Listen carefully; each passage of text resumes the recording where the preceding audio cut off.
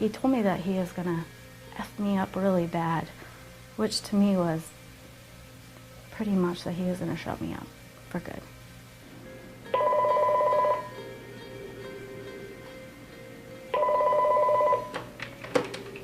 Good afternoon, Bridget.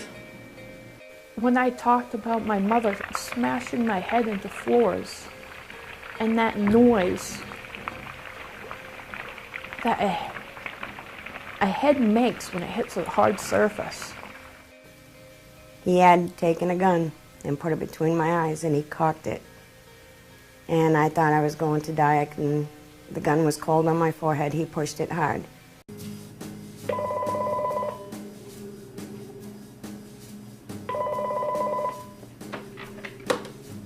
Good morning, Bridges. And will that be at Merrimack, Nashua, or Milford Court? It definitely wasn't brought up this way, but I was with him for 9 years, going on 10, and I think it was just a slow over the years, like chiseling away at me until I was depleted of everything that I knew of myself, until the only thing I knew was just him and what I had to do to survive each day. He had told me on many occasions if I left, he'd kill my children. And I didn't know how to get them out. The hardest thing I'm still trying to get over is the verbal abuse. You don't realize how someone changes you and controls you. And, you know, the sorries and I love you, and you hang on to that for dear life to get you through all the other horrible things that you're put through.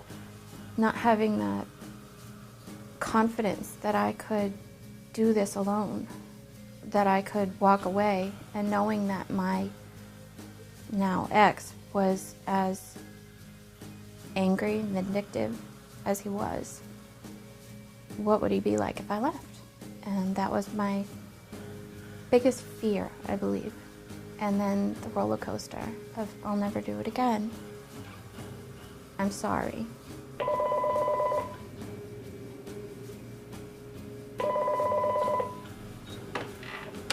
Good afternoon, Bridges. So you're looking for shelter? I used to wake up in the morning wishing I wasn't waking up because I didn't know how to deal with it. You know, and I didn't know what that day was going to bring. You know, and come afternoon, I was hiding in my own house, trying to figure out how to get away from it because that was that, I called it the golden hour. All you see is fear. That's why you don't leave. Because I was so scared to even drive the car. Like, that sounds crazy. It's hard for me to go back to where I was because I don't feel like I'm that person anymore. But I honestly felt like I lived in a prison cell. Like, my house was my jail cell.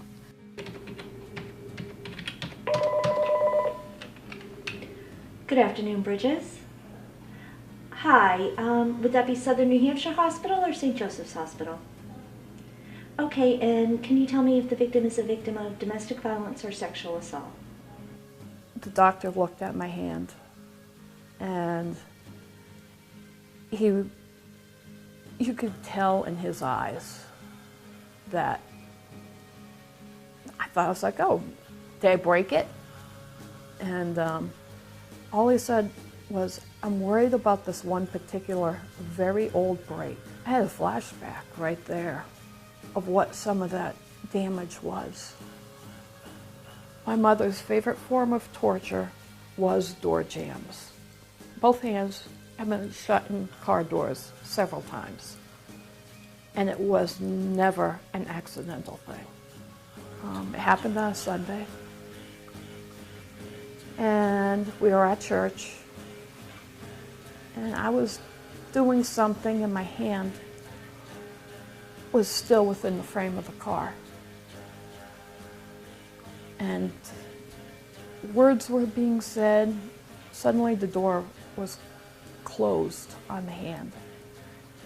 I screamed like a banshee. And my mother started ranting. You quiet down, child. You know, we're in the vicinity of a church.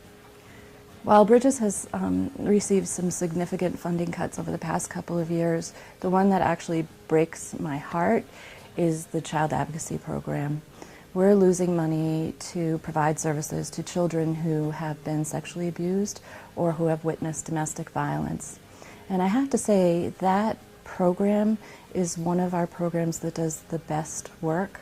Our child advocacy services need to continue so that we can help people to have a childhood, to have a good life, to be supported by their family and to move on and heal and grow. These children have to cope with what's happened to them, and they have to move on with their life, and they are so resilient.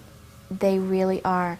But that doesn't mean that between the time the incident happens and the time that they find their resiliency, that they will survive, that they will get through this.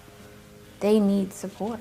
And my daughter went to a support group through Bridges and was so reluctant to go, was so deeply hurt inside herself and so embarrassed. And I saw her change after going to group, seeing she wasn't the only one, having that same support that I had, feeling like, I don't have to hide anymore. I can be myself, and I can be proud to be me because I didn't do anything wrong. I was a child of violence, abuse, both physical and sexual. Back then, they didn't have this.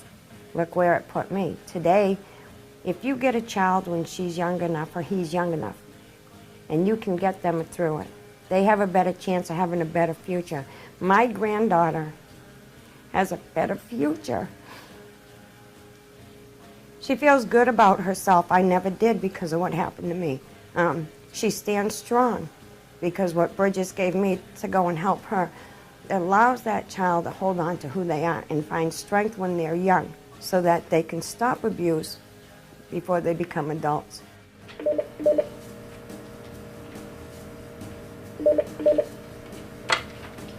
Good afternoon, Bridges. You're interested in support group? Can I take your information?